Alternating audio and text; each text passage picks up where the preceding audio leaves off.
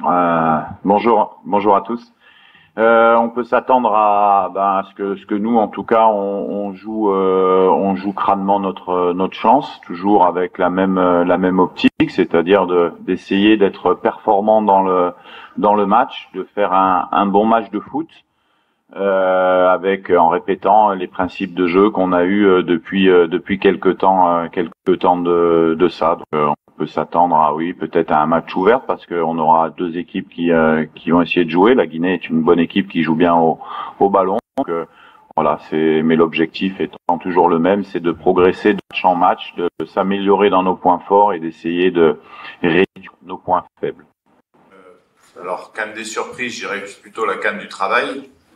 C'est-à-dire que sur les équipes qui sont en quart de finale, sincèrement, c'est tous des belles équipes.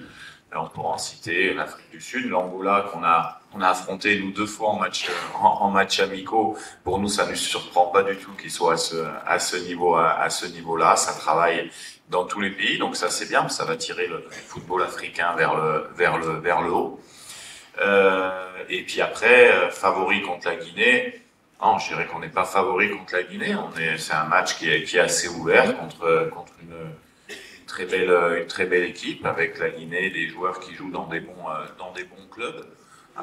Voilà, on aura par contre un plan de jeu bien sûr qui sera fait sur nos forces. On adaptera peut-être en fonction des quelques lacunes qu'on a pu voir s'il y en a, parce que j'ai trouvé vraiment cette équipe de Guinée très complète, avec des bons matchs.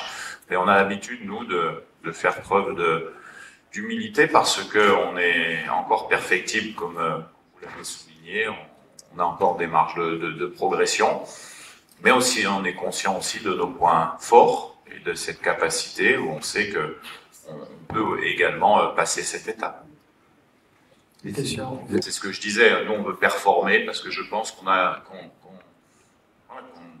peut y arriver. C'est ce qui se passe aujourd'hui. Après, on est dans une compétition lancée où il faut être ambitieux parce qu'on est à 2 matchs d'une finale, donc il faut être ambitieux, mais avec des étapes qui sont devant nous, un match très difficile contre la Guinée, parce que la Guinée, je le répète, c'est une très bonne équipe, très bien organisée dans son système de jeu. Et puis après, on change pas tout du jour au lendemain, ça fait on n'améliore pas certains points, on a besoin de matchs, on a besoin de compétitions comme ça. Je sais que ça va nous rendre plus forts pour les prochaines compétitions, mais on est encore sur une phase de progression avec des choses qui doivent s'améliorer parce qu'il y a certains domaines où on n'est pas encore là où j'aimerais que l'équipe soit et là où l'équipe a les capacités pour aller. Oui, c'est vrai qu'on n'a pas fait beaucoup tourner au niveau défensif, simplement un axe central, Après, dans l'équilibre tactique de l'équipe, on a des bons joueurs également qui peuvent être palliés au manque de certains.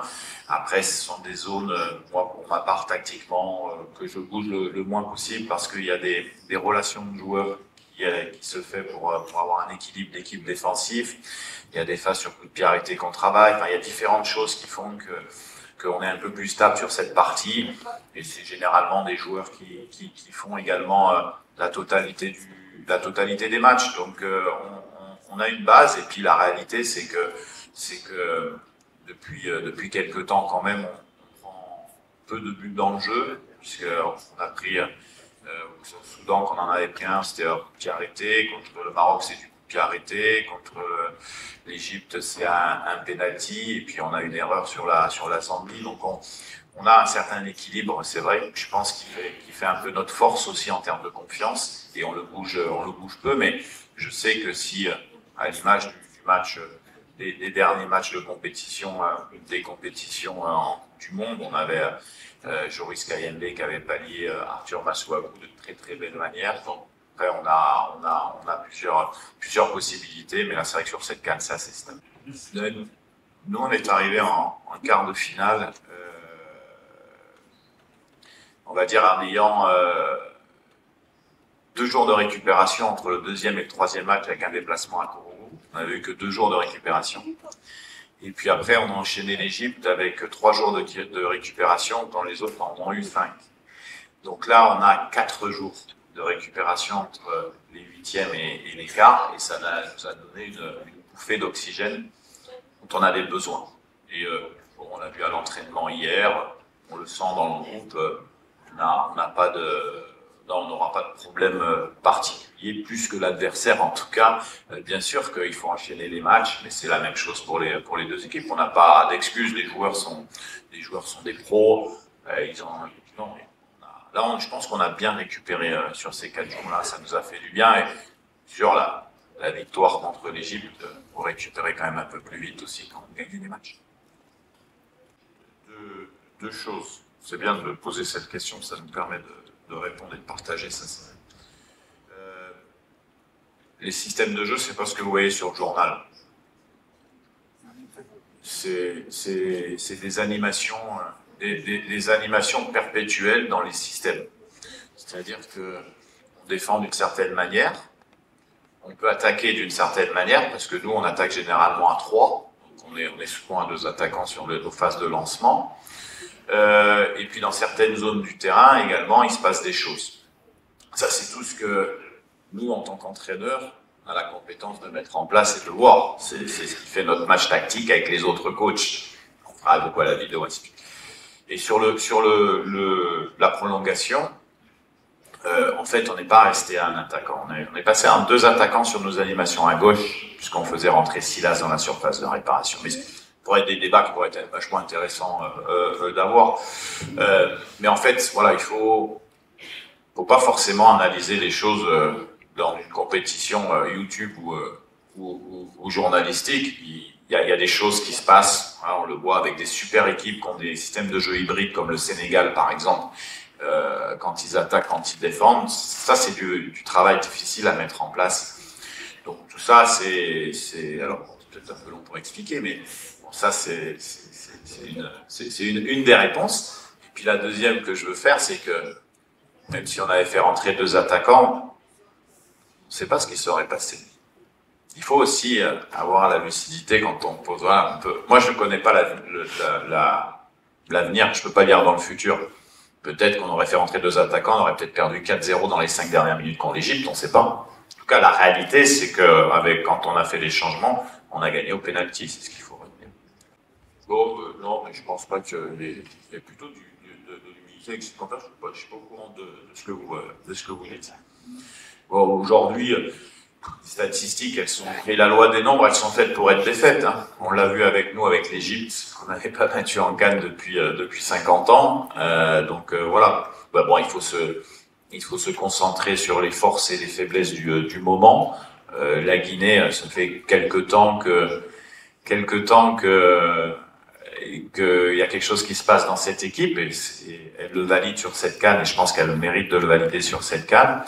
Je connais bien la Guinée parce que j'avais longtemps Conté, le défenseur central, Ibrahima Conté dans mon équipe en France. Donc quand il partait en sélection, on voyait beaucoup de choses. Donc je connais bien cette équipe. Il faut louer le travail de Kaba et la discipline tactique, sincèrement, qu'il y a sur le terrain. C'est une des équipes qui a vraiment une organisation de jeu qui est de très haut niveau. Donc non, nous on sait qu'on a la capacité, si on fait un bon match, de l'emporter, comme on sait que la Guinée a ses chances aussi. C'est ça qui fait la beauté du match de demain. Mais en regardant les joueurs qu'il y a sur le terrain du côté de la Guinée, bien sûr que chacun respecte ce qui a été fait. Et moi, en tant que coach, un peu plus, parce que pour les avoir scoutés, analysés et suivis, vraiment un travail de fond qui a été fait, qui est franchement exceptionnel au niveau tactique. Hein. Merci. Ton last question. Notre consigne, c'est qu'il fasse ce qu'il sait faire depuis de longues années, c'est-à-dire d'être impactant sur la ligne offensive. Des fois, on l'est en marquant, on l'est en fatiguant, en créant des espaces pour ses partenaires. Le but contre la Zambie en est un grand exemple. C'est pas lui qui déclenche l'action, il n'y a pas de but. Hein. Donc, mais il avait fait ça contre la Mauritanie en Coupe du Monde, le Soudan. Cédric, je l'ai déjà dit, c'est une chance vraiment de l'avoir dans dans cette équipe. Après, on doit gérer aussi, c'est un peu sa condition, parce que c'est un joueur qui a peu de temps de jeu depuis quelques temps aussi, mais qui est fit, qui travaille très bien, et puis qui sait qu'il va être important pour nous. Coach. Non, il n'y a pas de toute manière, vous savez, quand vous êtes lancé dans une compétition comme la CAN, il n'y a pas de match facile. Hein. Donc, match facile, je ne sais pas ce que c'est, moi, un match facile. Vous vous présentez sur le terrain, puis vous êtes sûr de marquer 4-0, puis tout le monde est content parce que vous avez marqué 4 buts. Moi, j'en connais pas à très haut niveau de match comme ça, surtout avec une équipe qui n'était pas présente à la dernière CAN, qui est sur une phase de progression et qui a encore des secteurs de jeu dans lesquels on doit s'améliorer, et on y travaille. Moi, je serais beaucoup plus inquiet si on se crée pas d'occasion. Après, je pense pas que, si je me trompe, je sais pas, je crois pas que la Guinée ait marqué plus de buts que nous sur les 4 matchs. Il me semble, parce que nous, on a marqué à tous les matchs. C'est ça? Voire à Tanzanie, où on n'a pas marqué. Donc, je pense qu'on en a marqué plus que. Donc, ouais, on aimerait tous en marquer plus, et puis être sur le banc, et puis se dire, voilà. Et bon, aujourd'hui, les matchs sont à enjeu, sont serrés, ça joue sur des détails, et à un moment donné, il faut mettre le but qui nous amène à la victoire, c'est vrai, mais aussi surtout à la qualification. Merci coach.